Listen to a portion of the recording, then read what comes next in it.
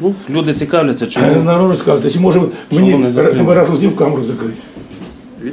Я задав питання, де тобі скотина! Мені може тебе разом з ним камеру закрити! Дозвольте пояснити. То поясни людям, Сейчас на Майдані будеш пояснювати людям. Я тебе зараз віроку, блядь, і на Майдан! І ти перед людьми будеш посади, Як тварина кончена! тут быстро. Ваші сили вже закінчилися, за то... Справа в слідчого. Руку! Я сказав руку, бо я тебе за душу. Слухай, я тебе зараз...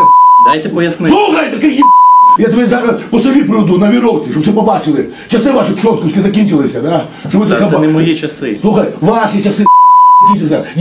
Як ми зараз на віровці, приведу перед цими людьми, по всіх ставках приведу, сиди. Штани протираєш, а вбивця, який признався, нічого не робите, казав, ти мозг кидають, один на дуб прикиде. Де районний прокурор? Я знаю, де районний прокурор? На лікарняному. Які лікарні він? Позвоніть його і сюди, його, з лікарняного, бо я зараз його багатько привезу сюди. Дзвоніть, же, багатько його привезу.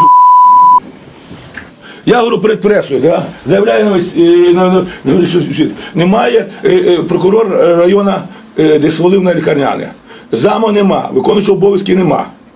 То значить мені треба поставити свого прокурора району. Щоб він керував, виходу мене немає.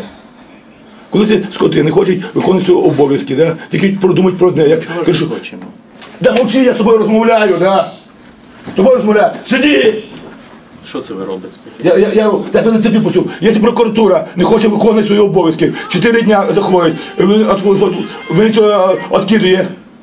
Це що, саботаж? Він хоче у нашій державі, був безпреділ, Махновщина, а вони будуть сидіти кришувати.